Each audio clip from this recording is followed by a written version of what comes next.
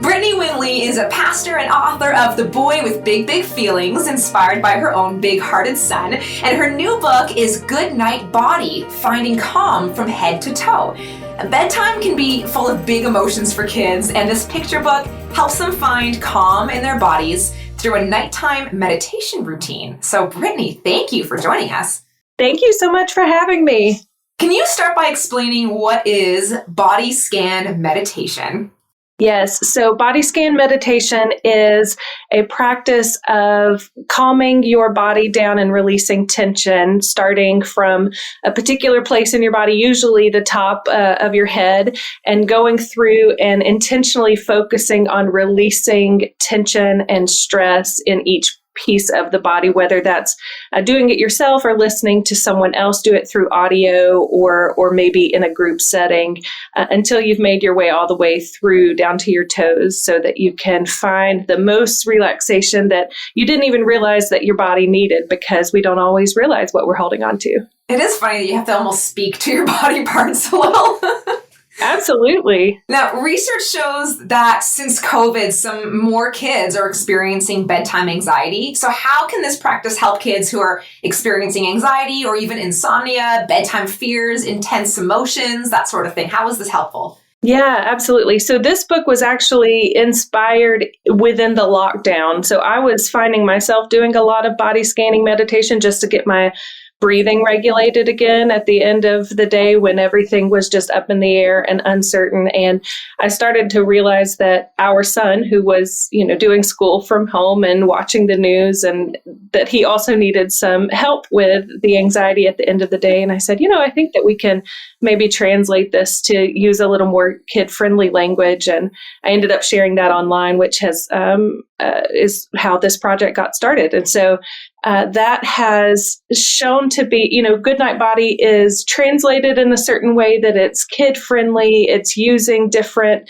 images like giraffes or wind chimes or starfish, things like that, to encourage the body to do certain actions and encourage the mind to focus in on those. And so it does have it walks kids through sort of a burst of energy and then calming down slowly so that they can find rest and hopefully get better sleep. It's so funny that this is the first time I think I clued in while I was reading this book and preparing for this interview that this is what my grade 3-4 teacher was doing during our gym class. I can remember, I have memories of us on the gym floor. She had the lights out. She had us all just finding a spot, lying on our backs, and she was French, but she would say, "My head is heavy." Yes. "My arms are heavy." And she would walk through the whole body part. And as a kid, we're all laughing, we're cracking jokes. It's hard to stay serious. But I think what you've done is you've made it so it's actually very appealing to kids.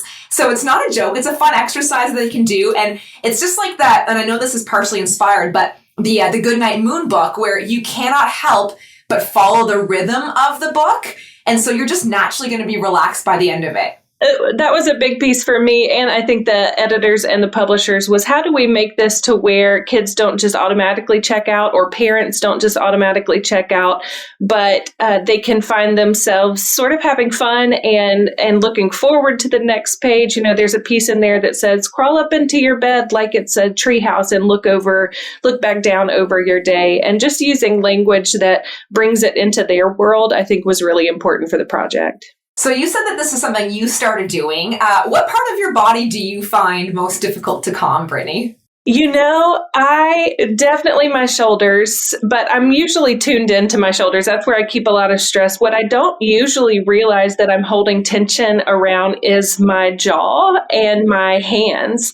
And so part of the book says, relax your face like a hammock, or open your hands wide like sunflowers to receive the warmth of the day. And those are, every time I get to that place in body scanning, I am always constantly surprised that I am holding tension there. And that's just not a place that I'm tuned into, or those aren't places I'm tuned into usually. And but they always have to be, that release has to be activated. Yeah. So it's so funny. I'm sure even by now, people who are listening are curious about this whole idea of body scan meditation. Even just the term yoga, I think turns off a lot of Christians. Mm-hmm. It's almost like taboo in some churches. So I'm just going to throw it out there because I do think that this is kind of a unique approach to a book. But how have you, you're a pastor, you're a Christian, you're a believer. How have you actually been able to find that meditation practice like this can draw you closer to God? Absolutely. I think that especially some of us have been raised in ways that our spirit and souls have been disconnected from our bodies. And, I was definitely raised in a region where that was kind of the foundation, was that we were more spirit focused than body focused, instead of seeing ourselves as one whole created being. And I think that our bodies have so much to teach us about what we're holding and the trauma we've experienced, and the things that the limits and boundaries that we need to draw or cross, and definitely be able to teach us more about God and how we were created and what we were created for. And so this has been a neat process of being able to reconnect with my own body and to encourage that in others, and to say, God has so much to say to us through our bodies. They are such good communicators. And so sort of taking that out of that taboo space and celebrating that and saying, I think our bodies are going to speak to us regardless. And so if we tune in, then maybe we're postured to hear a little more that God is saying than we would be otherwise. And I like that too, because you're almost preparing yourself, or at least your kids, to be in that calm space to actually be able to pray and talk to God too. Do you have any experience with kids who resist sleep? Oh, absolutely. Yes. I was talking to someone the other day who asked, what happens if the child falls asleep halfway through the book? Or what happens if the parent falls asleep halfway through the book? And I said, wouldn't we count that as a win? Like, we will take any sleep we can get, especially in my house. We are all bad sleepers. My husband and I were both terrible sleepers growing up. My son fights it like crazy. And so we will take all the sleep we can get, all the tools we can get.